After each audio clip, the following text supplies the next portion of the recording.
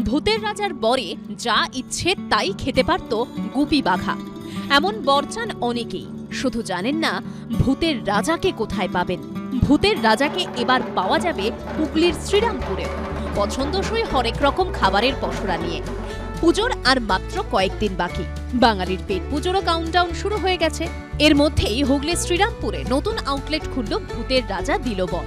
এটা এই রেস্তোরাঁর 12 নম্বর আউটলেট। নামের মতোই রেস্তোরাঁ জুড়ে রয়েছে ভূতের রাজার সাম্রাজ্য। ঢোকার মুখেই গ্রাহকদের স্বাগত জানাতে উপস্থিত ভূতের রাজা, ভিতরেও তার উজ্জ্বল উপস্থিতি, রয়েছে রাজার সিংহাসনও। শ্রীরামপুরে আমাদের ভূতের রাজা দিল বর 12তম আউটলেট আমরা ওপেন করলাম।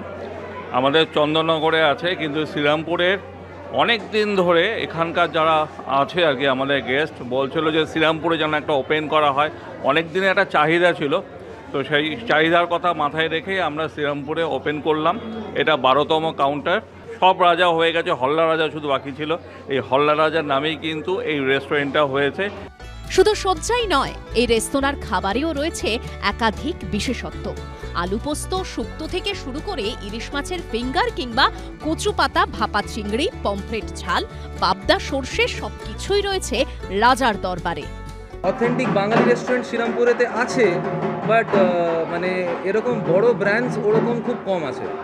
মানে আজকের দিনে বাঙালি কুইজিন তো লোকের কাছে খুবই প্রিয় হয়ে গেছে, তো আশা করি ওই জিনিসটাতে কাস্টমারসরা একটা আলাদা ফিডব্যাক পাবে। কলাপাতা দেওয়া কাঁসার থালায় ধোঁয়া ওঠা খাঁটি বাঙালি খাবার পেয়ে খুশি গ্রাহকরাও। ভূতের রাজা মানে একটা বাঙালি খাবারের একটা বিশাল ব্যাপার, একটা সবকিছু জমিয়ে খাওয়ার মতন একটা ব্যাপার। খাঁটি বাঙালি খাবারের জন্য যথেষ্ট জনপ্রিয় ভূতের রাজা দিল বর। এবার সেই স্বাদ পাবেন শ্রীরামপুরের ভোজন রসিকরা।